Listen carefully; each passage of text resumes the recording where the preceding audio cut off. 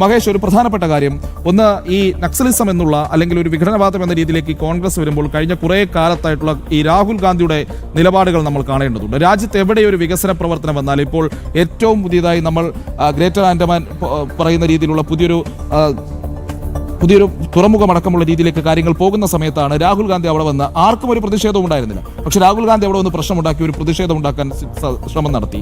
അതുപോലെ രാജ്യത്തെ ഈ ജനാധിപത്യ സംവിധാനത്തിനെ അട്ടിമറിക്കണമെന്ന രീതിയിലുള്ള പലതരം ആഹ്വാനങ്ങൾ അദ്ദേഹം നടത്തി. AA സമ്മിറ്റിൽ പോയി അക്രമം കാണിച്ച പ്രവർത്തകരെ, യൂത്ത് കോൺഗ്രസിന്റെ പ്രവർത്തകരെ പിന്തുണച്ചു. അപ്പോൾ രാഹുൽ ഗാന്ധി എന്ന് പറയുന്ന ഒരു വ്യക്തി അത് ഈ രാജ്യത്തിനെതിരായ നിലപാട് സ്വീകരിക്കുന്ന ഒരാളാണെന്ന് ആവർത്തിച്ച് തെളിയിച്ചിട്ടുണ്ട്.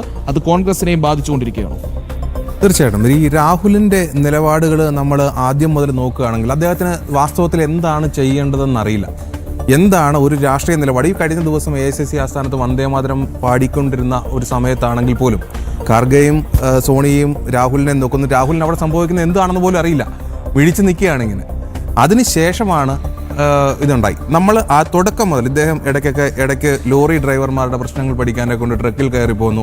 ഇദ്ദേഹം ഈ രാഷ്ട്രീയത്തിലേക്ക് വന്ന ഒരു ഘട്ടത്തിൽ, അതായത് പാർലമെന്റിൽ പ്രസംഗിച്ചപ്പോൾ ആദ്യ പ്രസംഗത്തിൽ ഒരുപാട് കൂവലും കാര്യങ്ങളും ഒക്കെ പ്രധാനമന്ത്രിയെ ആദ്യമേ അവതരിപ്പിക്കപ്പെട്ട ദിവസം ഉണ്ടായിരുന്ന ഒരു സമയം ഉണ്ടാകും. അതിനുശേഷമോ അതിന് തൊട്ട് മുൻപോ ഇദ്ദേഹം ഒരു പിന്നോക്ക സ്ത്രീയുടെ വീട്ടിൽ താമസിക്കാൻ പോയി.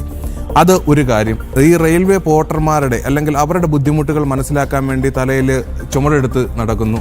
ഈ ഞാൻ നേരത്തെ പറഞ്ഞ പോലെ ട്രക്കിൽ കയറി ഒരു സ്ഥലത്തേക്ക് യാത്ര ചെയ്യുന്നു. ഇത്തരം കാര്യങ്ങളിലൊക്കെ ഇടപെട്ട് ഉസ്താദിന്റെ വേഷം ഇട്ട് പോകുന്നു. ദിവസം അമ്പലത്തിൽ പൂജാരിയുടെ വേഷം ഇട്ട് പോകുന്നു. അതെ. ഇലക്ഷൻ ആയി കഴിഞ്ഞാൽ പിന്നെ അമ്പലത്തിലാണ്. പ്രച്ഛന്റെ വേഷമാണെന്നുണ്ട്.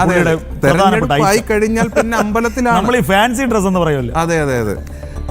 അപ്പോ ഇദ്ദേഹം ഈ പറയുന്ന കാര്യങ്ങളൊക്കെ ചെയ്തിട്ട് അവിടെയൊക്കെ എന്താണ് റിസൾട്ട്?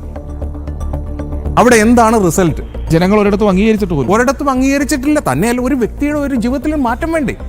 ആ സ്ത്രീയുടെ വീട്ടിൽ പോയി എന്താണ് റിസൾട്ട്? ഈ റെയിൽവേ പോർട്ടർമാരുടെ പ്രശ്നം പരിഹരിച്ചോ? അല്ലെങ്കിൽ അവരുടെ പ്രശ്നം പരിഹരിച്ചോ? ട്രക്ക് ഡ്രൈവർമാരുടെ പ്രശ്നം പരിഹരിച്ചോ? ഇങ്ങനെ പല പ്രശ്നങ്ങൾ. അദ്ദേഹം എവിടെ പോകുന്നു അവിടെ മാധ്യമങ്ങൾ ക്യാമറയും കൊണ്ട് ചെല്ലുന്നു, വലിയ സംഭവമാക്കി എടുക്കുന്നു. അതല്ലാതെ വേറൊരു നിലപാട്, ഒരു കാര്യത്തിന് ഒരു വിജയിപ്പിച്ച ഒരാളാണോ നമ്മളെ ഭാവി പ്രധാനമന്ത്രി എന്നൊക്കെ വിശേഷിപ്പിക്കുന്നുണ്ട് കോൺഗ്രസ്.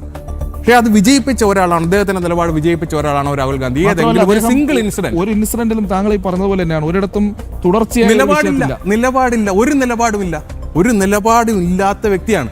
അദ്ദേഹത്തെ ഇങ്ങനെ താങ്ങി നിർത്താൻ കോൺഗ്രസ് പാടുപെടുകയാണ്.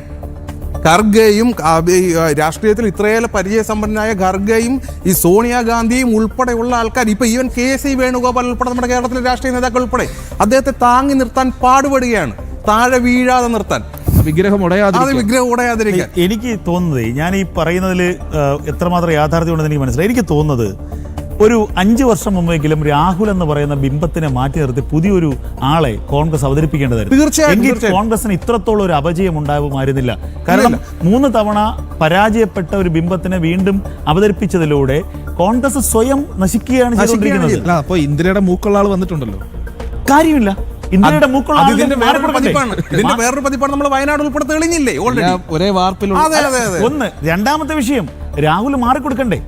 ഈ പ്രിയങ്കയെ അവതരിപ്പിക്കുന്നു എന്ന് പറയുമ്പോഴും പ്രിയങ്കയ്ക്ക് വേണ്ടി വാദിക്കുന്ന ഒരു വലിയ വിഭാഗം ഉള്ളപ്പോഴും ഐസൻ, ഞാൻ പറയുന്നത് രാഹുൽ മാറിക്കൊടുക്കുന്നില്ല. അപ്പൊ ഞാൻ ചോദിക്കുന്നത്, കോൺഗ്രസ് എന്ന പ്രസ്ഥാനം പണ്ടൊക്കെ പറയാമല്ലോ, പണ്ട് ഈ നമ്മുടെ നാട്ടിലെ ചില കുടുംബക്കാർ കച്ചവടം നടത്തി കുടുംബത്തിന്റെ സ്വത്തെല്ലാം വിൽക്കും, അവസാനം കൊടിയ ദാരിദ്ര്യത്തിലേക്കാവും.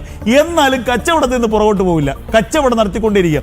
അതുപോലെയാണ് ഈ ഒരു അമ്മയുടെ അവസാന ആഗ്രഹമാണ്, എൻ്റെ മകൻ ഒരിക്കലെങ്കിലും ഇന്ത്യയുടെ പ്രധാനമന്ത്രി കസേരയിരിക്കണം.